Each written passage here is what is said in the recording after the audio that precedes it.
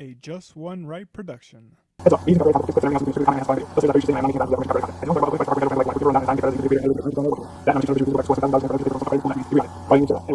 Welcome, Alan Bika, to Through the Chain Link Fence, another MMA pick'em show, or Min Hilal Silsilat Rab Al Suri, or sound like this.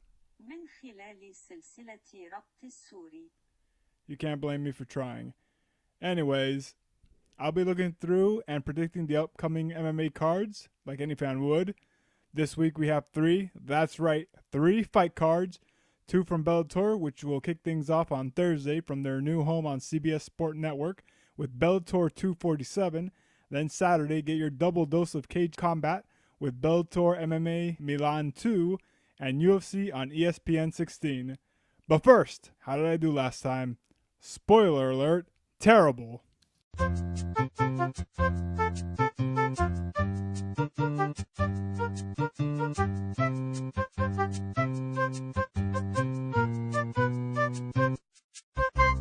As it's a pretty busy weekend for me, and I don't want to cut it too close with the first card starting on Thursday, I'll run through the prelims and most of the main card, highlighting just the main events. With that being said, let's start things off with Bellator 247.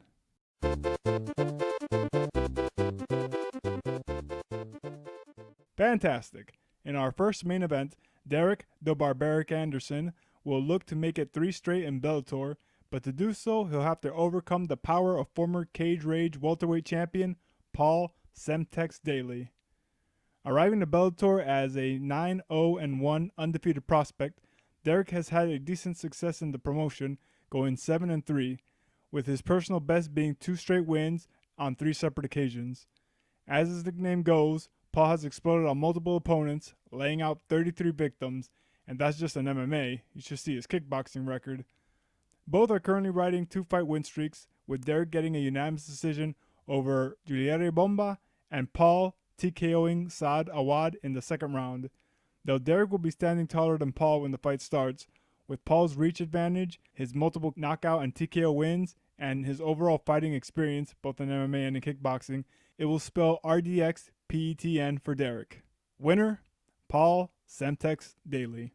Let's stick with Bellator MMA for their Saturday card and run through most of their fights, starting from the prelims up until the co-main event.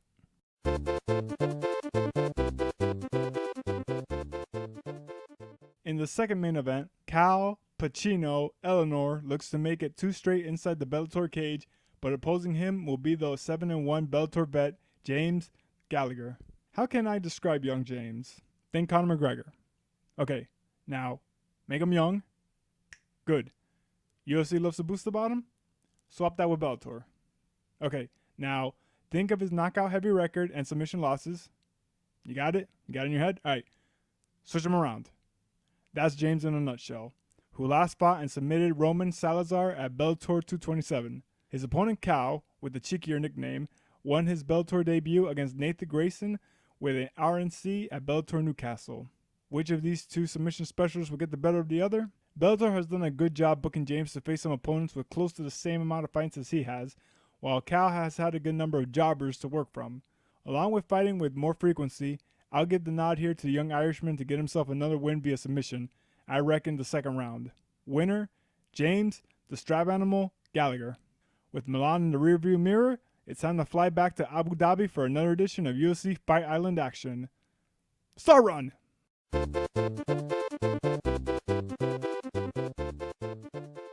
In the third main event of the week, the women take center stage as former UFC bantamweight champion Holly, the preacher's daughter Holm, tries to get back-to-back wins here, but fellow striker Irene Robles Aldana looks to keep her streak going.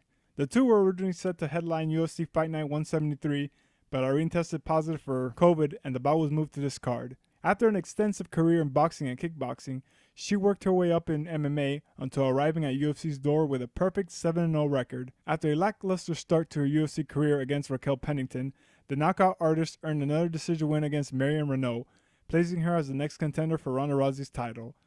Despite fans, the mainstream press, and Joe Rogan hyping Ronda as this once-in-a-lifetime being, Holly made Ronda look like a novice in the first round, then finishing her off in the second with a head kick that was heard around the world. But like all highs in life, there are lows, as Holly lost the title in her first defense and lost 2 decisions after that. She's since gone 3-2, recently winning a rematch against Raquel Pennington at UFC 246, and based on her win-loss trajectory, if you want to call it that, she's due to lose this next one, and based on what Irene has done recently, it very well could happen. Irene arrived to the UFC following a 4-1 run in Invicta FC, where she also challenged for the 135-pound title. She struggled with her first 2 fights, but rallied up to win 3 straight, only for Raquel Pennington to snap her win streak.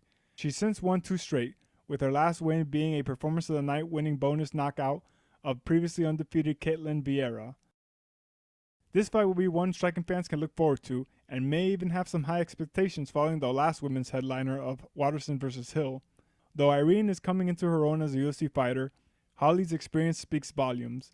She is without question the better striker of the two, has the skills to outpoint or even get the finish, can fight all 5 rounds, and has faced champion caliber fighters, with Raquel, Marion, and Betch Coera sprinkled in the mix. I guess you know who I'm going to pick. Winner, Holly, the preacher's daughter, Holm. Those were the cards, and those are my picks to win. You reckon I'm right? Wrong? Don't know what the hell I'm talking about, especially after last time? Whatever you think, I'm open to read your thoughts on the comments down below in regards to the fights or even my picks. Thank you for looking through the chain link fence with me, and here's to a lot of great fights this week.